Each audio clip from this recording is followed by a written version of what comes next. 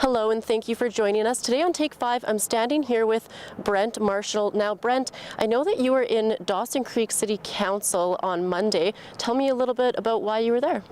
Well, I had the good fortune of being able to help raise awareness on radon and declare November Radon Awareness Month with the City of Dawson Creek, who's been a great supporter of raising awareness on radon through the proclamation and even a website like Small Town Love Dawson Creek. So they've been very helpful with towards my efforts. What the heck is radon?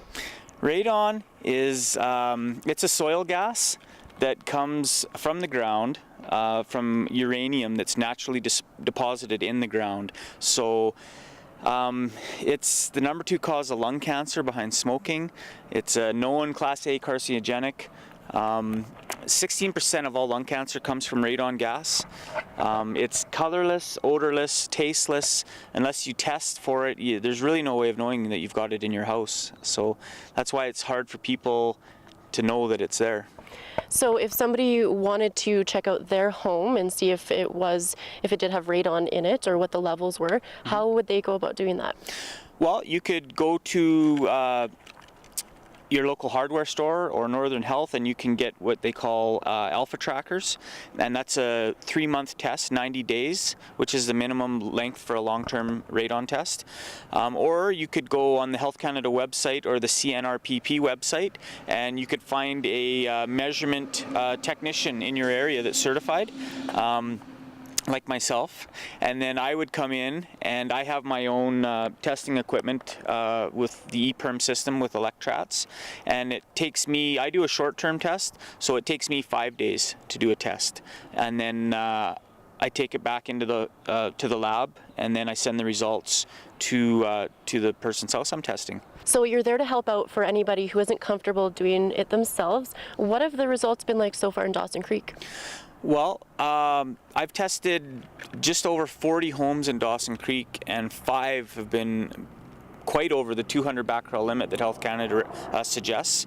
So that's a little over 10%. I'm still in the early stages of testing in Dawson. I'd like to get testing more here, Tumbler Ridge, Fort St. John, and the outlying areas.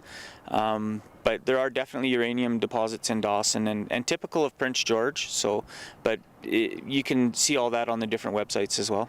How did you get involved in this?